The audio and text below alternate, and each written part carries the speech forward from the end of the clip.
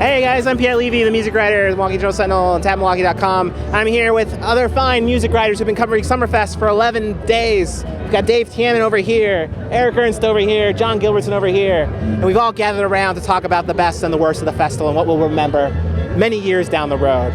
So Dave, let's start with you, man. What was your favorite show at Summerfest or your least favorite show? My favorite show was probably Fun. Partially because I'd never seen them. You know, I've been doing this for a long time, and so any show you've seen 7 times loses some of the magic. Right. But you just had that sense of a big act arriving, and the great anthem songs that made the order for a place like the Marcus. Yeah. So I thought it was a great fit. Yeah. Did you have a least favorite? Probably my opening night was because the show just totally bombed, which was Courtyard Hounds. Oh, the Dixie Chicks spot, right? I mean, I mentioned in the review, at the time the show was supposed to start at 10 o'clock. There were 4 people in the 3rd row and 1 guy in the 4th row. Oh, wow. This was an act that was filling amphitheaters not that many years ago. Yeah. So, that was crazy. That's a bummer. That's a bummer to hear. Stinks for them. But Erik, what about for you? What was your least favorite stuff? You know, I focused a lot on country music, and I think the festival actually started and ended really strong with country music. First night with Kip Moore, he's a guy, watching his energy with the audience was just really remarkable. And I could see him being someone that Summerfest going to tap quickly to come back because the crowd had that sort of Phil Vassar crowd feel. I could see him becoming a regular. And then last night, my best of the fest was Drake White. Just blew me away, and it was fun to watch the crowd react to someone that they weren't really familiar with, and by the end, we're just up and at him like they had, he's a new guy, but he played like a seasoned pro, and more energy than I've seen anyone on stage here. Yeah. And I have to say, for the shows I saw this year, I wouldn't give a worse, because I didn't walk away unimpressed by anything really that really struck me as underwhelming. So.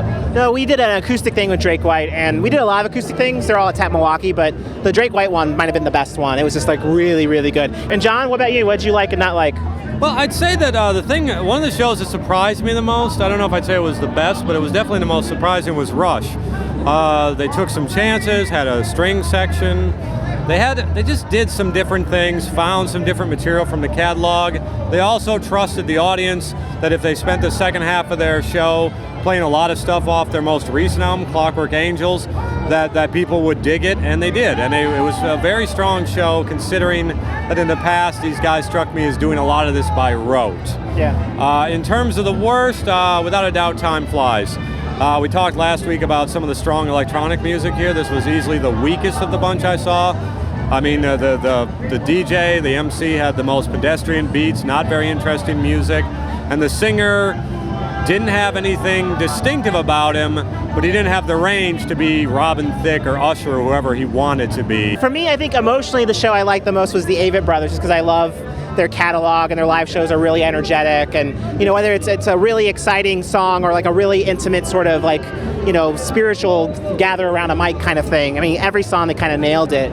But for me, probably the show I'll remember the most, I think, is John Mayer, just because it was, it was the kickoff of his tour, so he just seemed like really in the zone. As you guys probably know, he canceled his tour last year. His career was in jeopardy, and it was neat because at Summerfest he presented a couple new songs, a couple really strong new songs from this August album that's coming out for the first time live, and they sounded really good. And the audience connected with them instantly.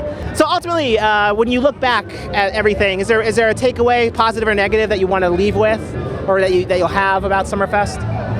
I think that to a degree this festival was defined by the weather, which was both a good thing and a bad thing, because it kept the crowds down.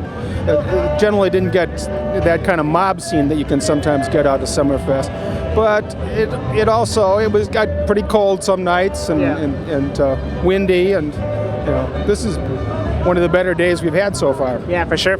Erik, what about you? I think my takeaway was getting to see some of the folks that I think we're going to see bigger things from in coming years. Biggest surprise for me, I guess I shouldn't have been surprised, but it still was striking, was Florida Georgia Line hitting the stage before as the lead opener on the Jason Aldean show, and having for the Luke Bryan show. For the Luke Bryan show, excuse me, and having 22,000 people there, just phenomenal. Just was unexpected, packed to the gills. You don't see that for an early opener. And at the same time, Jake Owen on the Jason Aldean show, he's one that I could see at the amphitheater next year or the year after that. I think the next go-round for him, he's going to be the headliner. He had an hour-long set and actually showed up Aldean. And John? I would say that I was surprised at the variety of electronic acts, of dance music acts. I mean, and not just standard EDM stuff, but stuff that was moodier, like Pretty Lights turned out to be much moodier than I expected. I think it was interesting that actually did draw a lot of a younger crowd that was just really having a good time. I was pleased at the enthusiasm, and that a lot of it worked better live than I thought it would. And I think probably that might be something that that Summerfest will keep an eye on in future, as maybe a stage of its own for that sort of thing. Yeah, that'd be cool to see that for sure. Probably one thing that I think they really need to strongly reconsider. I don't know what's been like for the BMO hair shows you guys saw, but almost every show I went to, they're like a couple thousand seats just empty. I think they need to really rethink this whole reservation system. They probably need to just give them out first come first served day of or something, because it's unfortunate for fans who really like the show.